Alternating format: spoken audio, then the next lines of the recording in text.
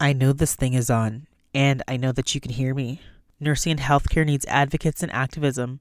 So what are you waiting for? Let's do the damn thing.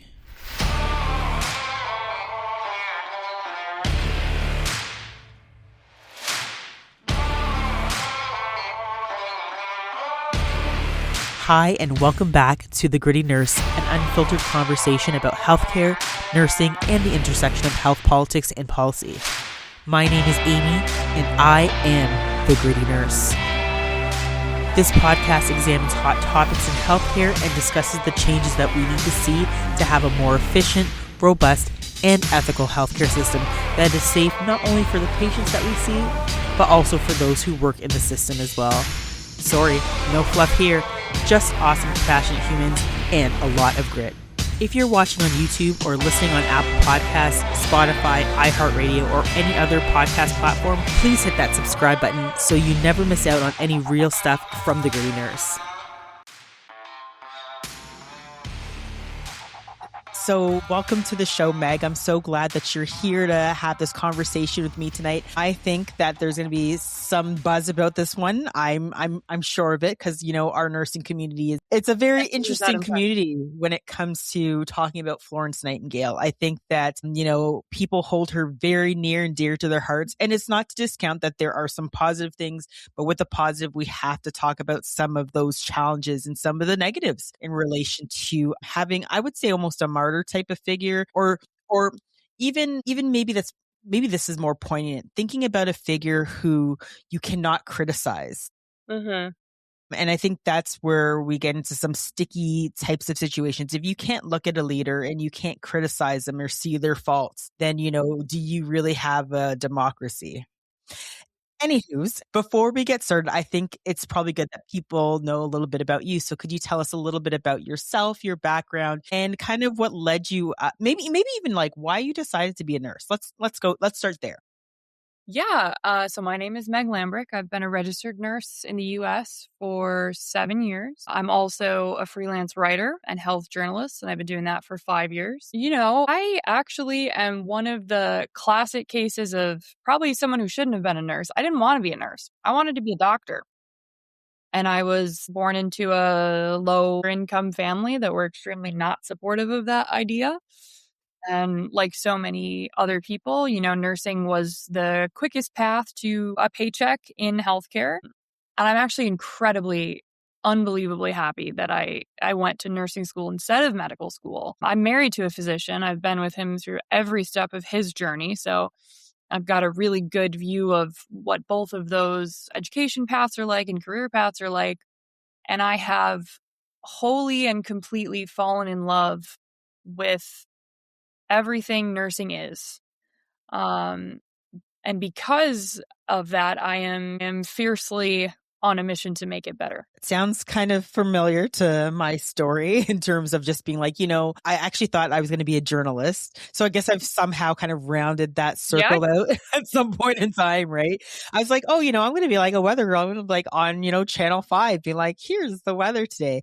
Way clear. That dream did not come true, but I am still doing journalism in my own way. But yeah, this kind of roundabout sense that, you know, I think there is such a duty that we have as nurses. And I think the biggest duty is advocacy, right? I think I keep on hearing this now, and maybe you're seeing it too, where people are just like, nursing isn't political. Like, nursing is 100% political. Like, if there's any profession that I can think of that has this many intersections with policy, it's us. We are literally at the ground where we meet patients, where we can see all of those intersections of health. So, you know, for those folks that say healthcare isn't political, we'll get to them too. Don't worry. Yeah. Right? I'm sure you've been hearing it a lot over the last couple of days. My whole life. Yeah. And I want to get into a little bit about your journey into nursing, because it was probably similar to mine in terms of probably where your love and your grit kind of came from too. So could you maybe give me a little bit of a backstory about how you got into nursing and then how you got into like medical writing? Yeah, absolutely. So, I was a second career nurse. My first degree was in exercise science. I was a personal trainer for many, many years and, still always had a love for anatomy and training and coaching folks, but wanted some more stability.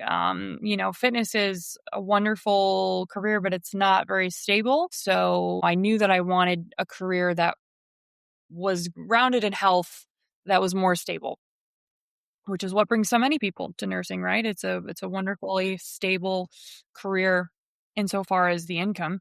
Right. I yeah, I did one of those. I went to the University of Rochester School of Nursing, which is one of those ultra accelerated bachelor's programs. I got a 4-year degree in 12 months. Whoa, that Which is ultra Yeah, accelerated. yeah, it was super, super fun. Definitely an experience. And yeah, so I took my new grad job. I fell in love completely with cardiac nursing. And so I was lucky. I got offered one of only 2 spots in the very prestigious cardiac ICU right across the street as a new grad. And I took that job and I thought it was going to be the start of a long, prosperous critical care and perhaps one day, anesthesia nursing career. And it was anything but. I feel that. Yeah.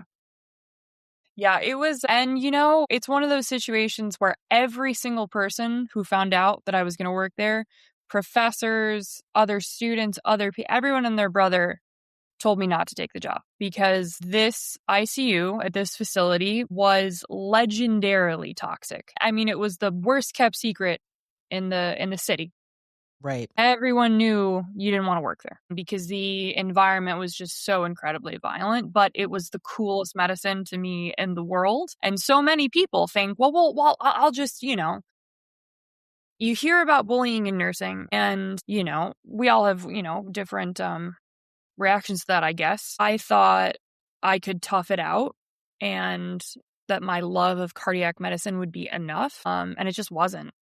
And I Yeah. think it isn't for the vast majority of us. And I've seen so many wonderful people who are great nurses just get put through the meat grinder. And we all know those units. Those units, every hospital has one, at least one, if not numerous. Nursing has a foundational accountability issue. And everything we're going to talk about today is going to come back to that. Whether it's racism in nursing, lateral violence, which overlaps very heavily with racism in nursing, right? Lateral violence is the enforcement mechanism that we use to punish other nurses. So whether it's because they're Black or Indigenous or brown or queer or neurodivergent, lateral violence is simply the tool used to punish the other. It is. And it's kind of the interest of my life, and I wonder if one day I'm going to write a book on it because it seems like I'm really starting to form the opinion that lateral violence as nursing is not a problem, but it's not a bug, it's a feature. Because in my 7 years and in my degree and all of my research and all of my writing, my journalism, lateral violence is unbelievably well studied. We have piles of literature on it, and everyone and their brother understands it. And yet it's still endemic. And so, and the exact same thing can be said about racism in nursing, right? Every once in a while, at least when it was politically expedient, we had these nursing organizations like the ANA making vague gestures, at least with position statements and things that the Right. C-suite class love to do about, how they're sorry. I mean, we all remember the position statement. And absolutely nothing about the material conditions of nursing have changed. And we all know that. And you would think that with what's happening currently, that would be seeing more position statements. But again, this is where you can see where the rubber meets the road in terms of how organizations position themselves in terms of what they actually think is the right thing to do versus, sorry, I should say doing the right thing versus actually, standing in solidarity with. And there have been many opportunities just within the last, 48 hours for our nursing organizations to come out and say a variety of different things, whether it is in relation to police brutality, whether it is in relation to ICE and detention centers, our communities being torn apart, whether it has to do with Gaza, Sudan, Iran, any of these places. And of course, it will be radio silence because racism within nursing and nursing itself has to deal with its issue in relation to white supremacy and really whiteness. And it's going to take some courage maybe for some people, because again, I think there are other folks that have to step up. Like I have this conversation all the time. So it's not, for me, it's not this like big surprising moment when I'm saying, hey, here's the problem. But there are other people that we have to kind of poke in the chest a little. Until we in the US deal with our original sins, we are going to reincarnate the same systems over and over. And there's a couple of them. Obviously, the genocide and ethnic cleansing of indigenous peoples, the chattel slavery, ethnic cleansing, and slavery that never ended but just kept getting reinvented, right? It got reinvented into Reconstruction, and then Reconstruction into Jim Crow, and then Jim Crow into complete and total police brutality with impunity. So every few years or so, every few generations, slavery just finds a new form that's more palatable and a little bit sneakier, but no less real for, Black and brown and indigenous people in the United States. So, and the original sin, so not only did we not make any type of amends with those people, we didn't make any reparations. In fact, we gave reparations to slave owners. Right. Yep. We also didn't execute them, which is what you should have done to the Confederacy. That's why we're here. We didn't punish the Confederacy appropriately, right? And any other nation, murderous traitors would be executed, at least their leaders. We didn't do that. We let them completely assimilate back. We gave them all their power and their wealth, and we let them just slip right in and build half of our nation. And because of that, and then, we took about 1,500 Nazis in Operation Paperclip, so far less important, but not important enough to mention, right? Germany did a phenomenal job of punishing and holding Nazis accountable. We just happened to take all the smartest ones we can get, and we let them, go right into our culture. And then we didn't punish the January 6th insurrectionists. Same exact thing. And now we are living under martial law, under complete fascist totalitarianism. So everything we're talking about in the microcosm of nursing goes out to the macro ecosystem of the United States, right? We are here because of white cowardice, is the bottom line. Racism is the work of white people, just like violence against women is the work of men. And if I give that analogy to white women, usually they can understand it, right? The issue is not me holding my keys in my hand in a certain way. The issue is you need to stop murdering, raping, and brutalizing women. That's the issue in society that we have to shift, right? But for some reason, and I mean, the reason is cowardice, the reason is discomfort, and the reason is we have allowed it to be so. We have not punished white supremacists. And I think a lot of well-meaning white people and white nurses are under the impression that hateful ideologies like fascism, Nazism, white supremacy will die out. Yeah, I do believe that's what people think, right? Yep. And it's been proven patently false, right? We're going on 400 years from the beginning of chattel slavery. If anything, the younger generations of Gen Z are far more conservative. The men are. The women of Gen Z are actually the most progressive, but the men are even more conservative than boomers. So this idea that these hateful, violent ideologies will just somehow pass a natural death is just, history doesn't bear it out. They have to be killed. They have to be uprooted. They have to be exterminated.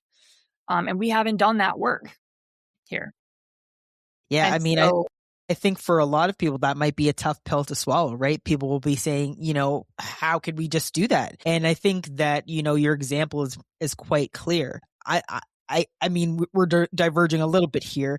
I don't know what the state of America as it stands today is going to continue to look like if people don't wake up and realize that what they're seeing in their very own eyes. Like I had put out that TikTok. You should see the comments that people have sent me in relation to how evil I am as a person to say that there are any similarities between what's happening with ICE and what's happened with, Nazi Germany. And I it's think happening right in front of your all face. You know what people I of mean? of the global world know this, but Americans don't.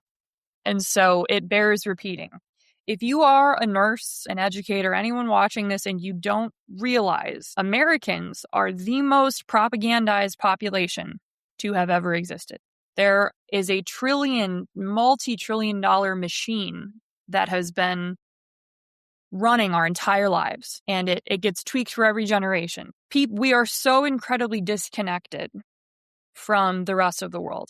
And I think, obviously you're Canadian. People, when they interact with Americans internationally, really are jarred by how disconnected and uneducated. But even those of us, right, the nursing community is a perfect example.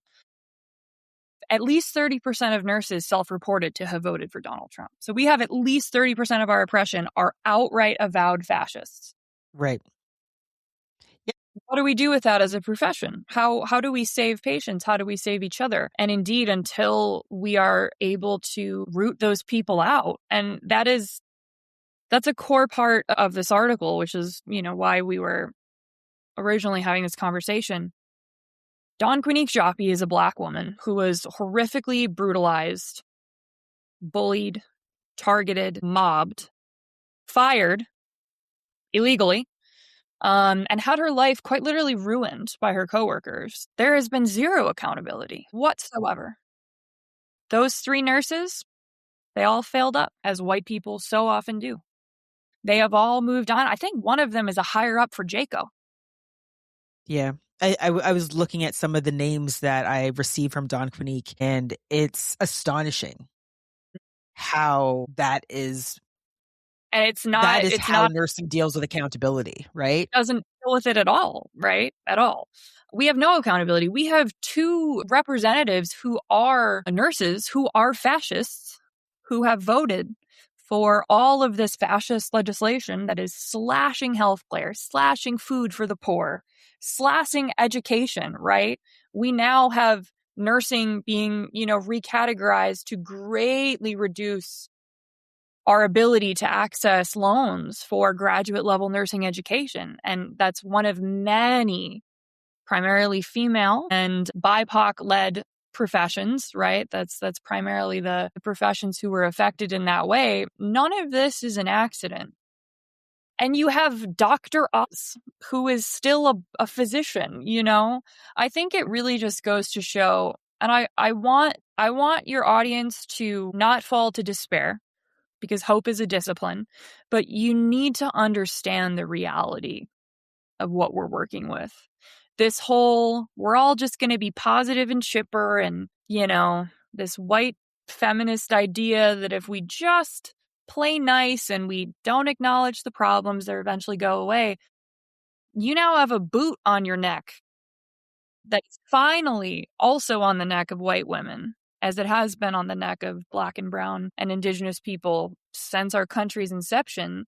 And now they're all freaking out, right? Now the white women are sounding the alarm, and they're making strongly worded Instagram and LinkedIn posts about how now they have to speak up. The reality is, everything we do abroad will come home. Everything we do to Black and Brown bodies will eventually be done to you. And that's why we begged you for the last 5 to 10 years to care about police brutality and the militarization of the police, and you didn't. So We begged you to care about the Palestinian genocide. And most of you, anyone working in nursing education in the US anyways, criminalized, jailed, expelled. It was a bloodbath.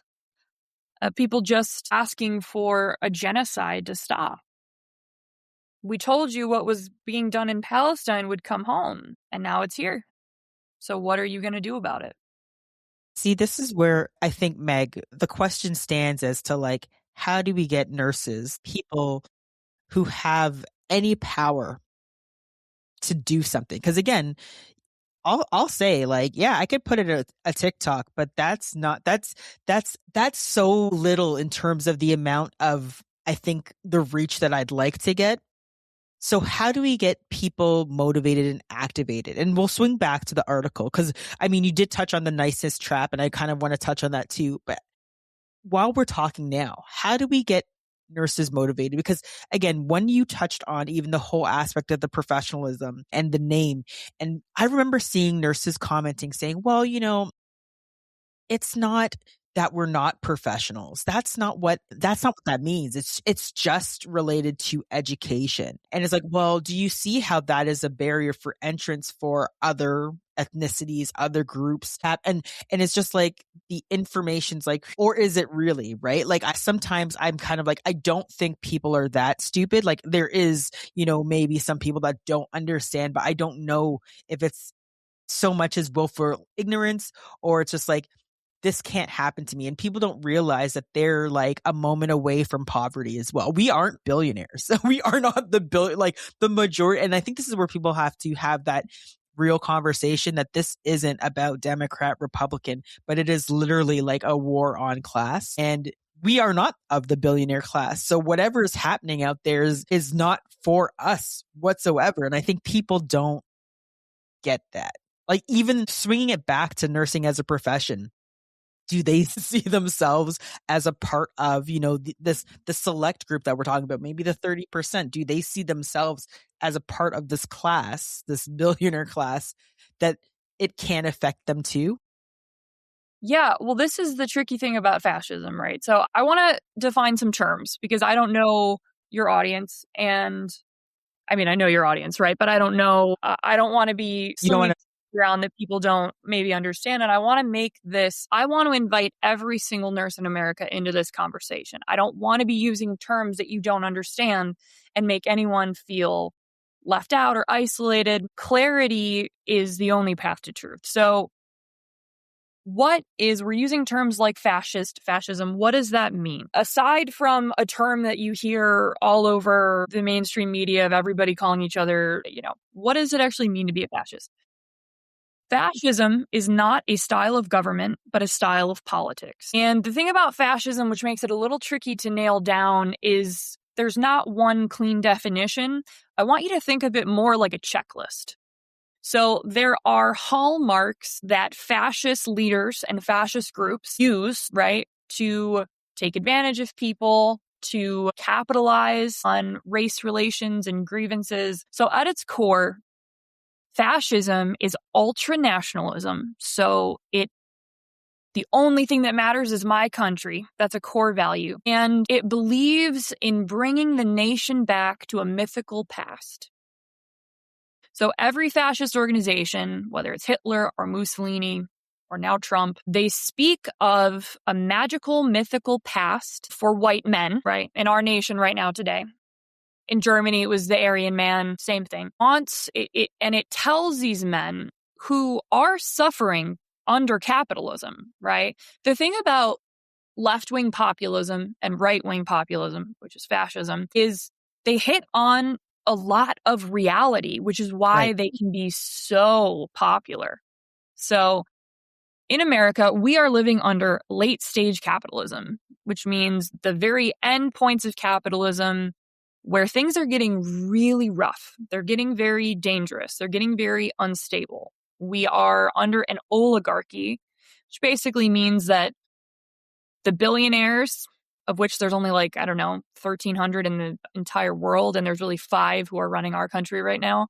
The billionaires and the corporations that they run are really running our country, and they're running the world, right? Because we're such a globalized era. Unfortunately, what we are doing is affecting everyone in every corner of the globe. So over time, in my lifetime, those billionaires and the organizations that they run have accrued more and more power. And the lines between corporate interests and what our government are doing get more and more and more blurred. And that's another hallmark of fascism, right? It's when the government works very closely with corporations and things like monopolies come back. Robber baron capitalism, right? if you remember anything about, when you learned about the era of industrialization, when workers were dying left and right, it was before we had workers' rights. That's what unfettered capitalism looks like. It looks like 3-year-olds working in a factory and people working 7 days a week, people dying constantly, no worker protections. That is what capitalism wants, right? And there's been different points in American capitalism where there's been a little bit more structure, a little bit more regulation. We are pretty unfettered at this point, and we're completely unfettered now under the Trump regime. So, we're in late stage capitalism. Life sucks for Americans. Everyone knows that. That's true. Most people will never buy a house. To get a higher education is to basically put yourself in debt servitude for life. For most people, they're not able to pay them off because the terms of the loans are not fair. And so a fascist comes along and it recognizes these very real problems that are inevitable under capitalism. This sucks. Your lives suck. And so left-wing people and fascists, they're lockstep right now. Yeah, this sucks. Yeah, okay, great. Now, what makes a fascist is instead of solving those problems, right? Instead of going left, workers' rights, unions, rigid structure, regulation, things that actually empower people, socialist programs, universal health care, things that make life worth living and high quality, the fascist says, yeah, and it's that guy's fault. And they capitalize on things like racism, homophobia, and they scapegoat the other. So if that sounds familiar, we are right out of the fascist playbook. And so the thing is, to your original question, what do we do about it? I don't know. I'm such a student of history, and I have been feverishly pouring through the books, trying to ask that question to myself. I don't know. Do we balkanize? Is that the future of the U.S.? Hopefully not. I don't know if we could go that way. Do we balkanize? Is it an open civil war? I don't know. I do know that I can't think of a single instance in human history where there is this level of open hatred, white supremacy, misogyny, misogynoir, homophobia, transphobia, and just a polarized populace that goes away without, some type of mass conflict. And I'm not a historian, right? I'm just a person who reads. I don't know what that's like. Yeah, no, I agree with you, Meg. And I think this is where we're having those tough conversations. And I actually had this conversation with my husband earlier, and I was like, we're kind of at this kind of critical stage where, either people wake up and do something, or we're going to continue repeating history. And and I think the piece is, we can't let these books burn. We have to continue to talk about what we're seeing in real time. And you're right. I think the other piece is, I don't have the answer, but I do think it's important that we continue to educate people on the conversation we're having today, like what fascism is and what it actually looks like. Because I think a lot of people don't understand all of these different mechanisms that are put in place by these governments to do these things. And it begs a question to me too. A lot of these various different groups are like anti-government. However, I can't remember the term. It's like slipping out of my mind, but it's just like when they see, for example, because their government's in power, they see, that as the work of the US government. That's that is actually, that's the right way things should be done. But if it was, let's say it was a Democrat that would be tyranny. And I think this is where we have to come to terms that it's not one or the far other, but start really seeing and calling things as what they are. And it's very hard when you're in a cult to be able to call balls and strikes. And I think we are dealing with a lot of hive mind, a lot of people that I would say that, MAGA is a form of a cult as well. And it's very hard when you're in a cult to be able to get out of it. It's not impossible, but it is very difficult. And I think that, the more that people have conversations and we educate people, it's not the only things, but again, you're probably along the same idea as me that there sometimes has to be different forms of political action. Let's just put it that way. Yeah. that we have to see things happening in a very different way, because I keep on seeing these peel backs on civil rights. Like, for example, just recently I saw in the US news that the whole department of, I think it was the Division of Diversity, Equity, Inclusion, that would be investigating the death of Renee Good, they all just were like, we're quitting. Yeah. Mm-hmm. Yeah. So I have so much I want to say, but there's some really important points that I want to stick with before we move on. Yep. Go jump in. First and foremost, the most important thing that I need Americans to understand is that we don't even really have a two-party system in the United States. If you look at government in any other part of the world, our liberal Democratic Party is a right-wing party. So that's really important to understand. This is not a Donald Trump problem. This is the foundations of the house are rotten and fetid to their core, and we have to build something better problem. I want you to know that everything you're seeing right now with I'm not even going to call it police brutality because it's just terrorism. It's domestic terrorism. Our government in the U.S. has declared war on the U.S. people. That's not hyperbolic. You know this. You can turn on the news and you can watch. Even if you're used to watching these mainstream media channels that are just state-run propaganda at this point, even they have some trouble, spinning a lot of what these terrorist thugs are doing. And so this is not a Republican problem. The Democrats, since the inception of ICE in 2003, have voted almost unanimously every single year to raise ICE's budget and raise the military's budget and raise local cops' budget. There was a few years in there when we were on the front lines in 2020 in the Black Lives Matter protests where they maybe kind of a little bit pretended like they weren't gonna, and then they went right back to it. Right, yeah. So the terrorism that we're facing right now is a bipartisan project. And in fact, Kamala Harris promised to increase every aspect of the machine. That was one of her only core actual positions that she was able to articulate in her last run was, I'm going to increase ICE budgets. I'm going to be tougher on immigration. So I need you to understand that this isn't a Donald. He's going to die probably soon. Absolutely.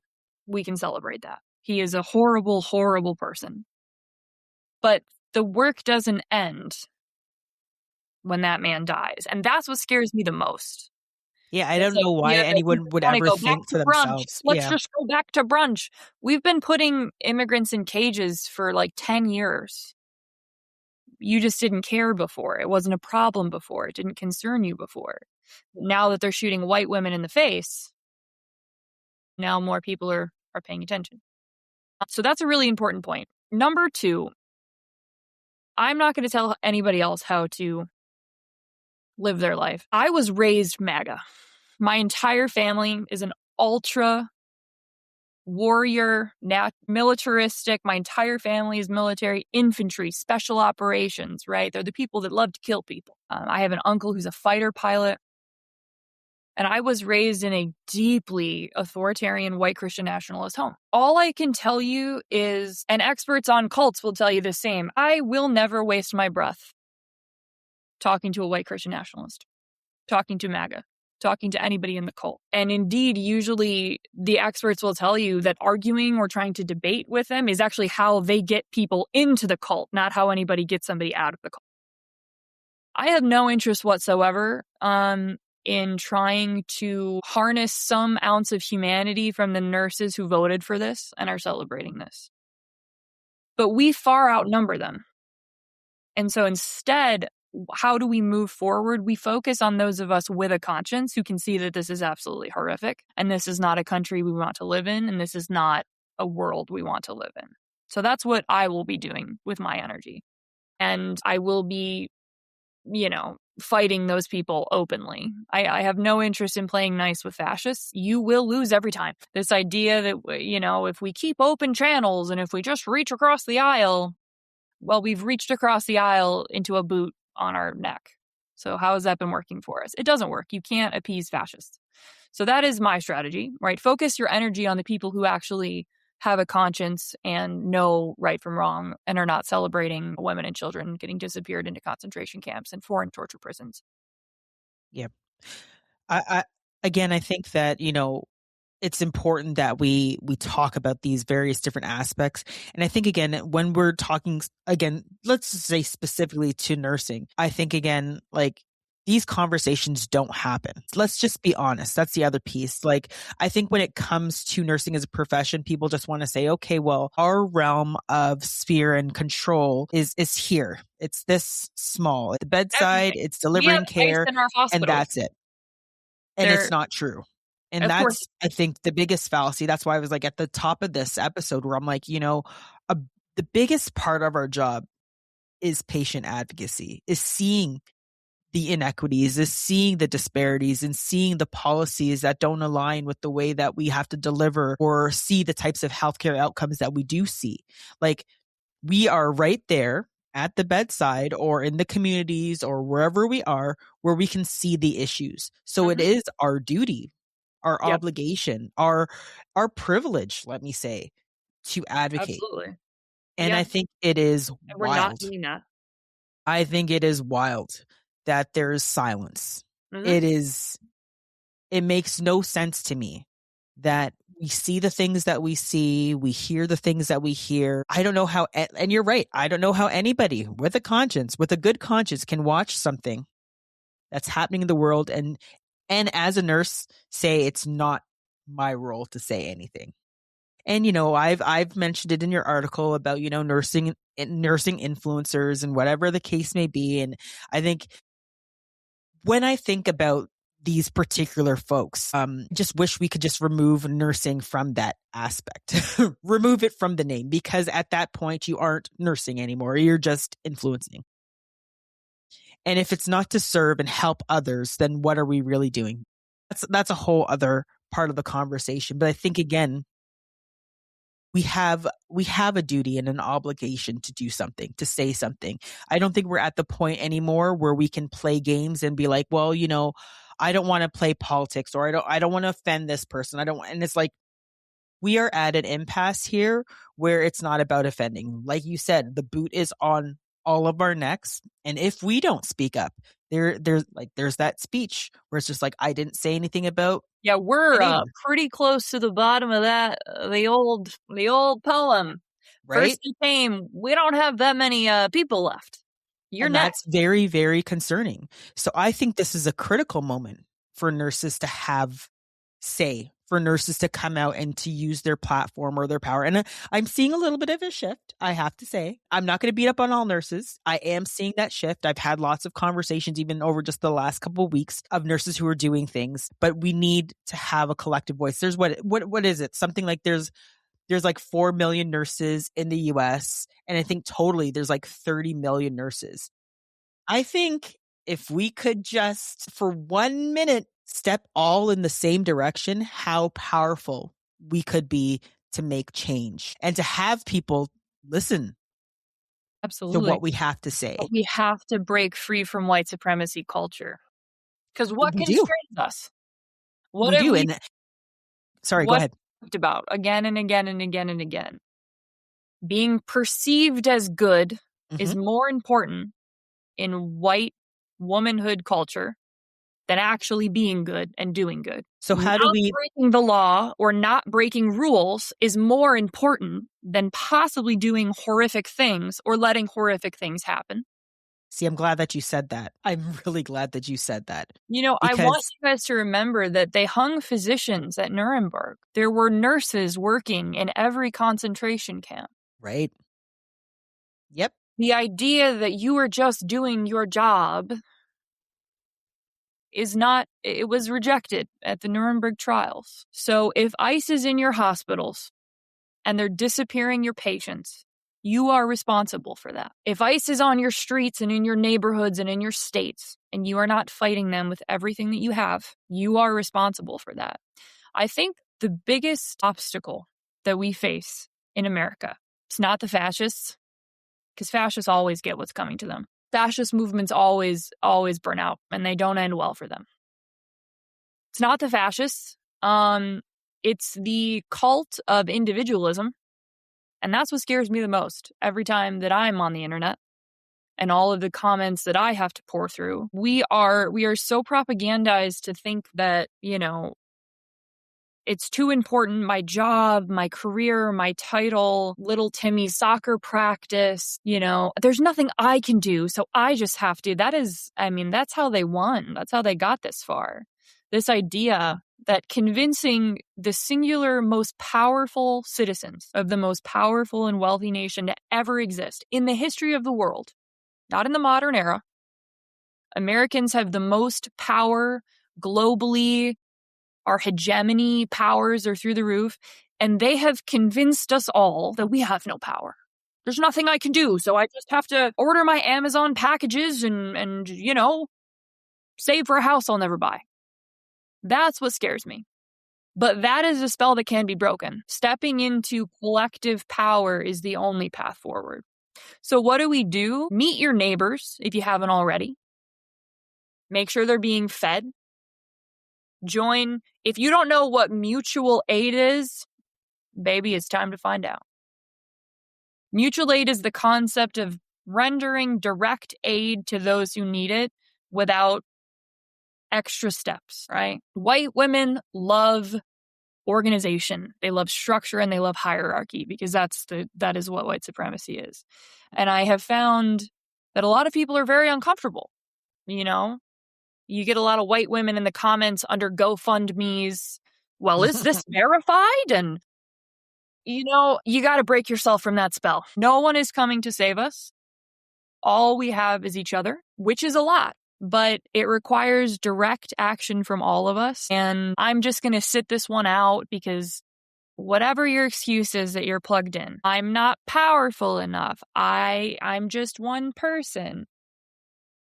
You're one person, but one person in a collective of millions can change the entire course of the history of the world. That's all that ever has. Unplug yourself from the propaganda machine that tells you that you aren't powerful, because fascists don't work this hard to suppress what they don't fear. They're terrified of you knowing the truth. That's why they hate TikTok. And that's why they bought it. They hate anything that allows the citizens to disseminate information directly to each other, because that's a huge threat to their propaganda machine. They hate us feeding each other and protecting each other, because they know that if we actually did that in mass, this would be over in minutes. Right. So how do we convince people to come together? I don't think it's as difficult as we all think, because I feel like and I've said this to other people, especially during this time now where people are feeling very hopeless and they feel like, that they're powerless, they can't do anything. And it's always that reminder to be like, there's so many more of us that feel that that something's wrong, that want to make a change, that want to go beyond. It's not even going beyond, but understanding that we don't have to ask for permission to do better. And you can't. No one's coming. No one's going to. No one's coming. No one's coming to save us. I mean, that's something as a Black woman I've known for a very long time. There's two things that guide me in everything that I do as a person, and they are two sides of the same coin. There is a very famous abolitionist named, we're going to have to get Marame Kamba. We'll get it right. But there's a very famous abolitionist saying, which is, hope is a discipline. And hopelessness is propaganda. So stop spreading that shit. I think that's very powerful. I need you to step into your power. I need you to step into your power, American nurses. If we wanted to, we could unionize every workforce in the country. And then safe staffing would not be a pathetic little, please, mommy, can I not kill my patients, please? Conversation that we've been having for decades. Because we would have unbelievable amounts of bargaining power, right?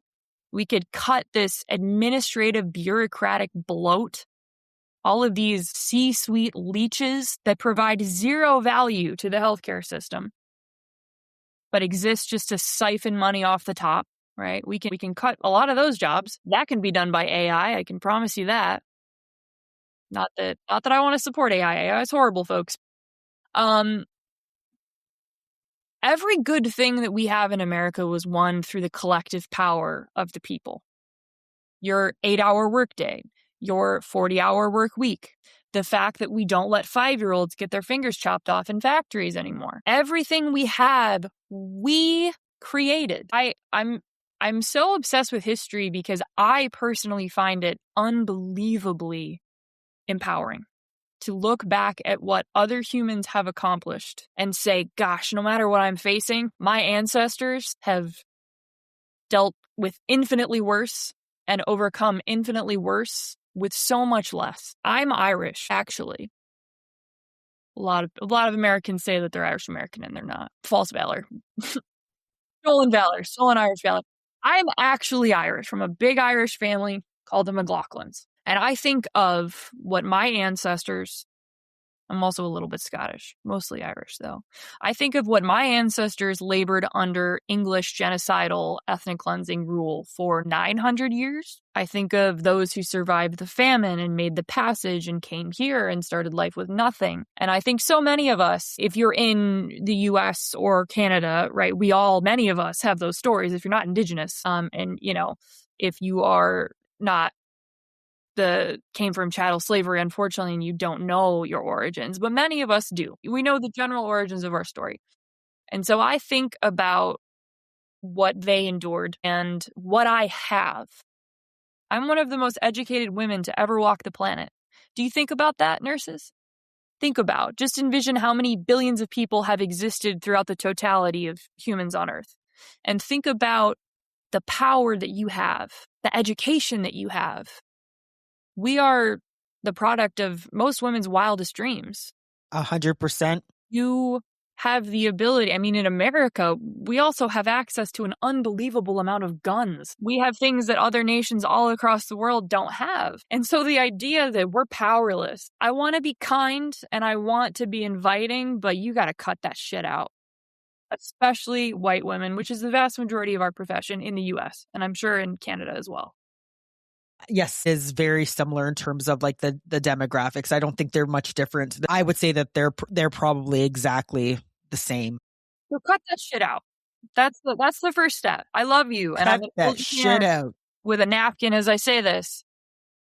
Hope is a discipline, and hopelessness is doing the work of your enemy for you. So cut that shit out. Yep.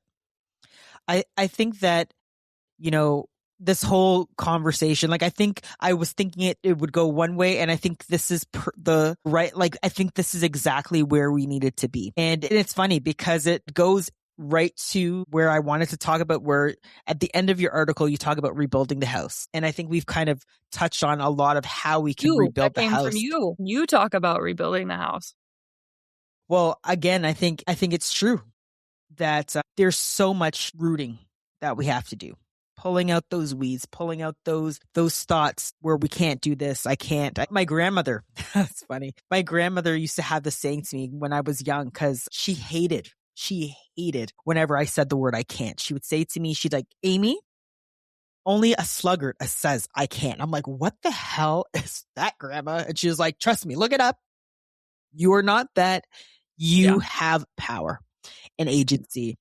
And I think that fundamental belief, because even sometimes I get it in my head where it's just like I see the stuff happening and I'm like, I'm only one person and it's a trap. It really is a trap for us to say. So this work is 1,000 times harder and more depressing alone. It's not meant to be done alone. It isn't. So if you are alone, you're probably really struggling. And I feel that in my bones. But this work cannot be done alone. It can't. The despair and the agony of watching the brutality and the evil through this little rectangle hell machine that we all have connected to our hands at all times. First of all, the human brain was not meant to process that amount of information. So you are allowed to rest, and you are allowed to cry, and you are allowed to grieve, but you are not free to cease the work, right? You are not wholly responsible for it, but you're not free from it either. Right.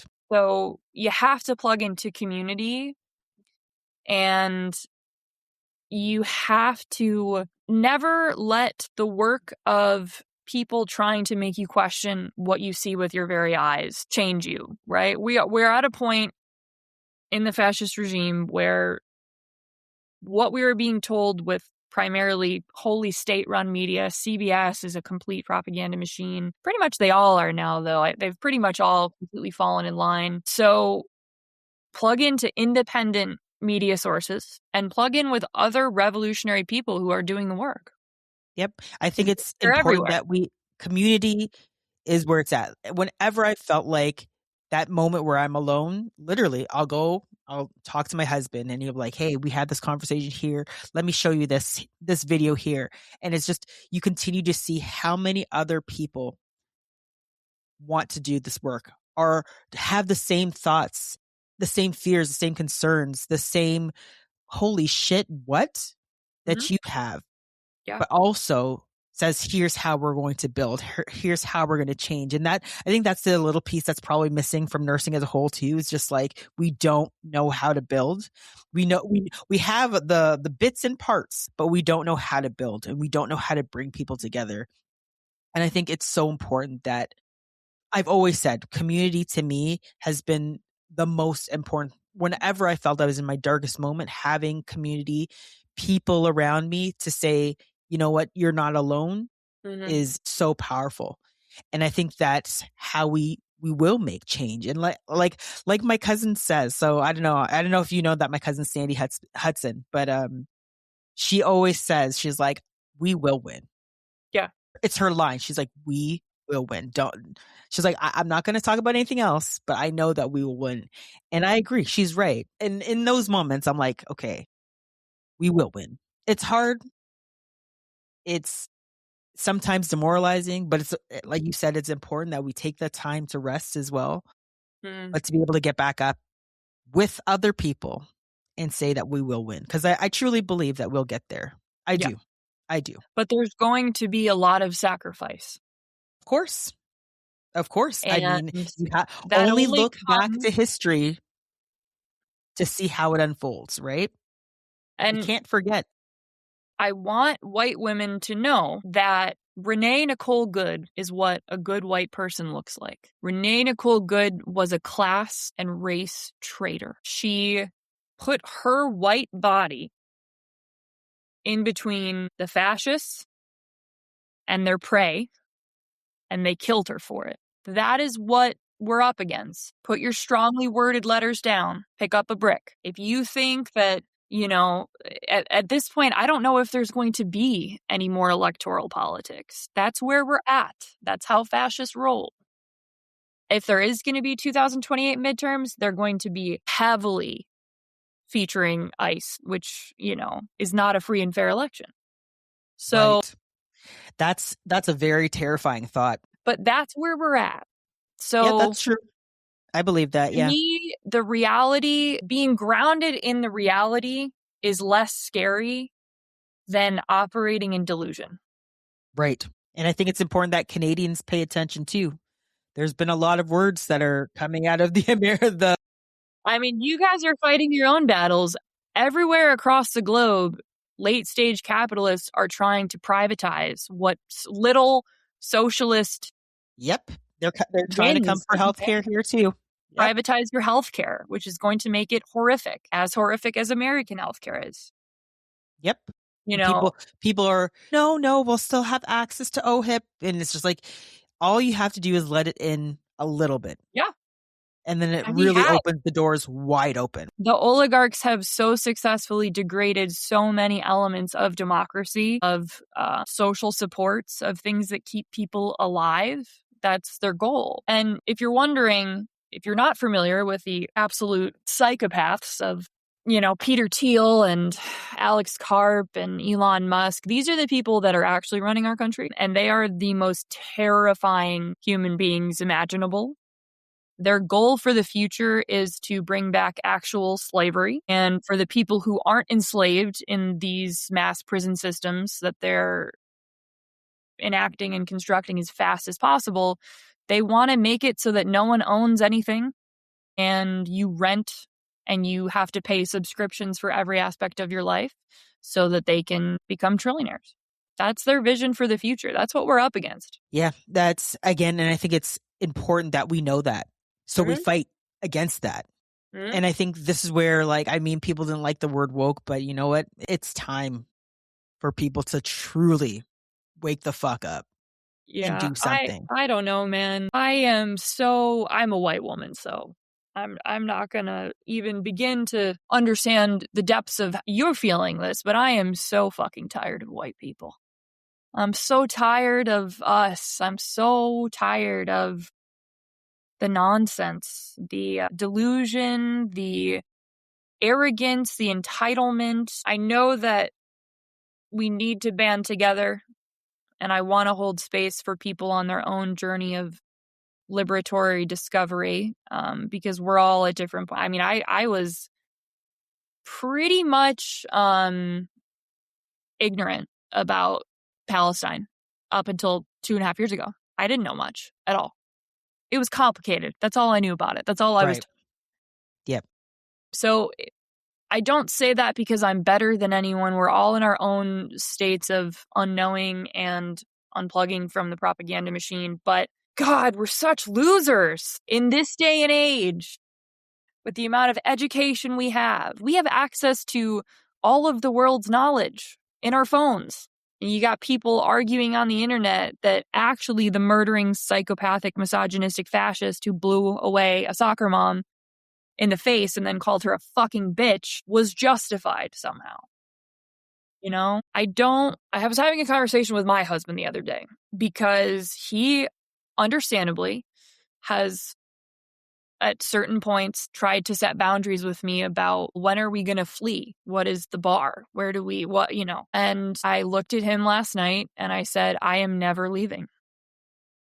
So if you leave, you're going alone because we are well-off white people.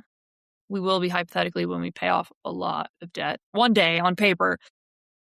But we are highly educated medical professionals. So we are people with essential skills that people need to survive. And at the end of the day, our community needs us.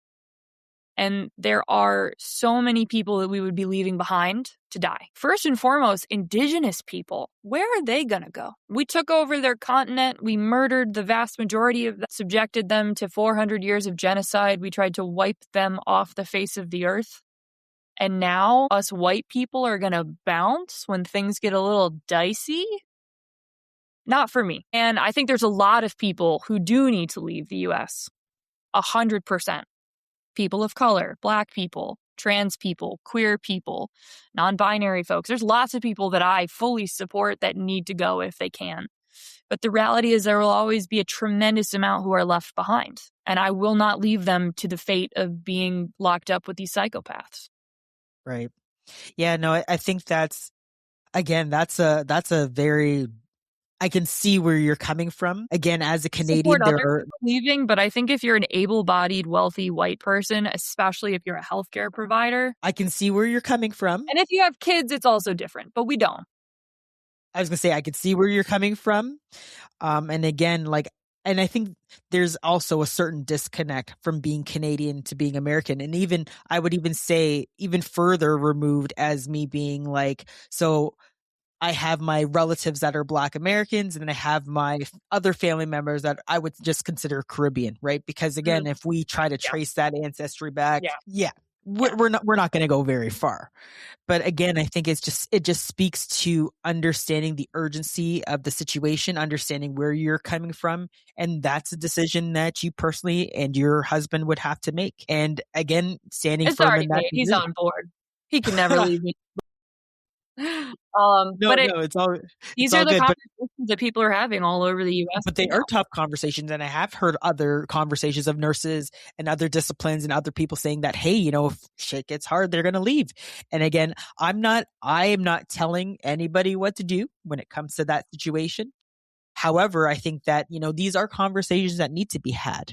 I don't want to leave on that note. It's a heavy conversation.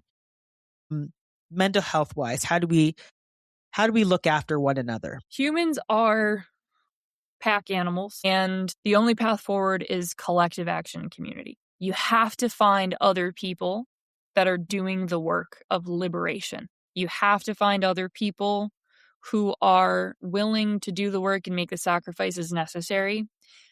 And everyone can contribute, right? Everyone can contribute, whether you're able-bodied or disabled, whether you're wealthy or there is a role for everyone. But the first step is acknowledging and stepping into your power as a citizen of the United States of America, the most powerful, wealthy nation to ever exist in the history of the world. If you feel powerless, it's because a $1 trillion propaganda machine has worked incredibly hard to make you feel that way. And we are all have different levels of power and marginalization. So there are those of us who are more disempowered than other people. But even the most marginalized person in the US is powerful. They don't want you to know that, but you are. And you are important. And you matter. And any contributions you can make to this fight matter. I think this is important that we find those spaces, we find those people, we find those resources. And you're right that we know that understand fundamentally how much power we have, because I think that that's the biggest piece, that these machines, these governments, these oligarchs, they want us to believe that right, we're powerless, we're nothing. Powerless. We have nothing. Comply. We should just comply, give them what they want. Comply is definitely not in my bones. I'm not and I really encourage you to look toward the past. Yeah. And this is a conversation I have with people all of the time. We are all different, and we all have different skills and abilities and nervous systems. I was put on this earth to be in the Thunderdome. That's just how I'm wired, and that's how I was raised. That's not most people. That's great. Honestly, that's not... We can't all be there. Like an office job. Trust me. In every resistance known to man, right?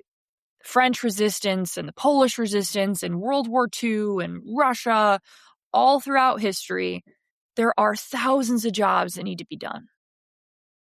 And feeding your neighbors is just as important as being on the front lines. Yes, it is.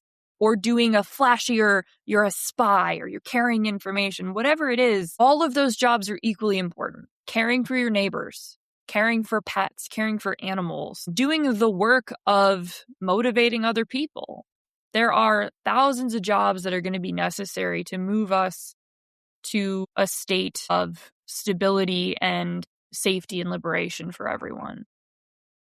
Whatever your unique skills are, whatever your personality is, it can and should be used to create liberation for all people. And it's okay if your resistance looks different than my resistance, looks different than Amie's resistance. They're going to, inevitably. We're going to serve different roles. We're in different communities. We're all facing, a microcosm of slightly different challenges, but step into your power. Never, ever forget that these fascists are fucking terrified of you. They're terrified of you. And they're terrified of me. They're terrified of the truth. There's a reason they walk around wearing masks. They're terrified of science. They're terrified of difference. They're terrified of love. The thing about fascists and strongman authoritarians in general is they are the biggest pussies on planet Earth. They are, historically. They're very small. And it's why they puff themselves out so greatly. And they can do tremendous harm and violence. No one's saying that they're not dangerous. They're incredibly dangerous. But they're terrified. And never forget that. And never forget that struggle is a human experience throughout all times and all continents. And resistance is a story as old as time. And there's a lot of wins throughout history.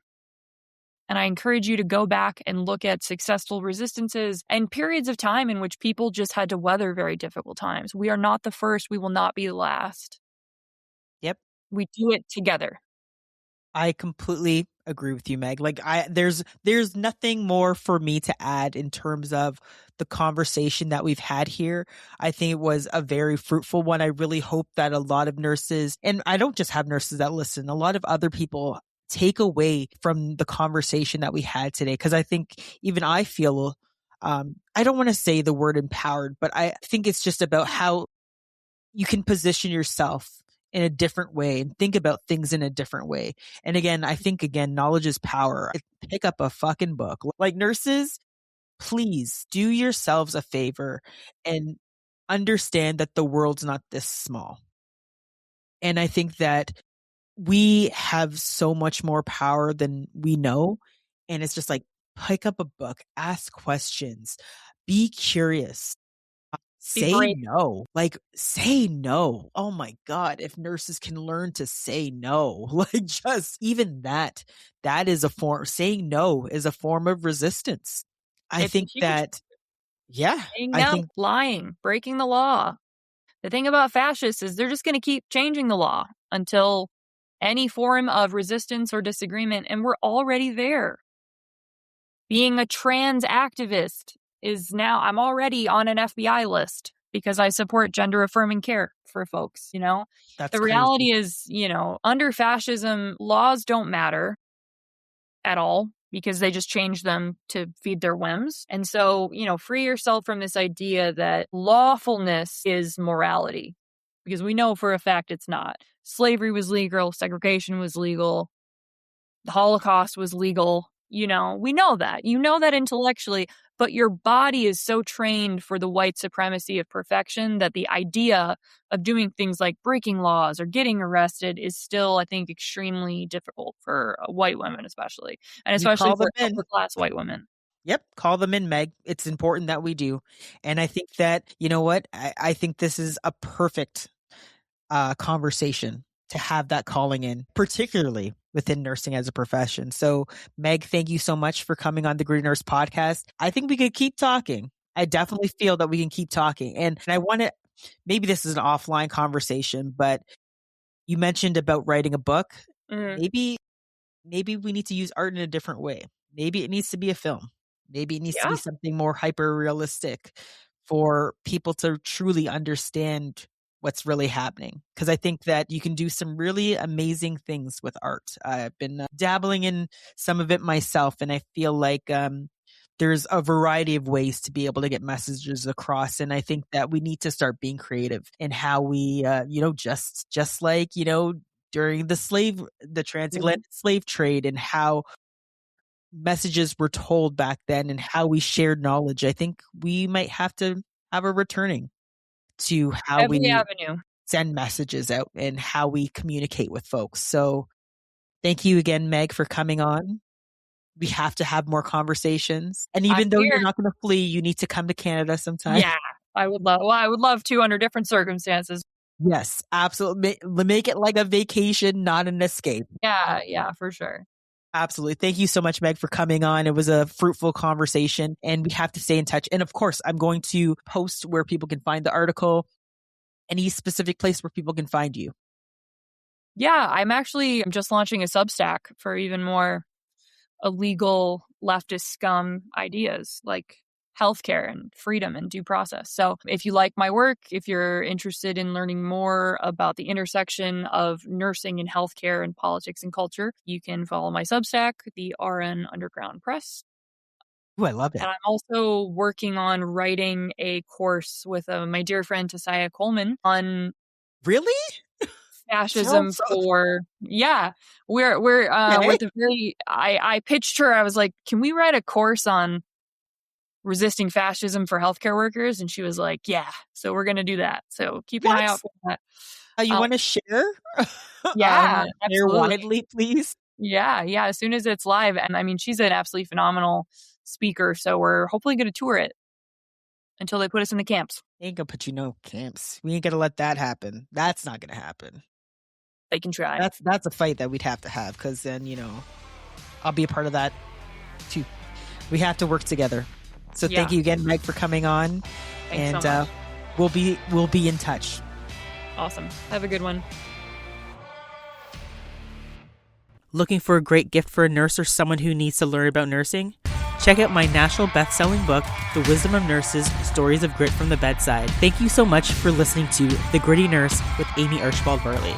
If you're watching on YouTube or listening on Apple Podcasts, Spotify, iHeartRadio, or any other podcast platform, please hit the subscribe button so you'll never miss out on any awesome episodes from The Gritty Nurse. Thank you so much, and stay tuned until next time. Stay gritty.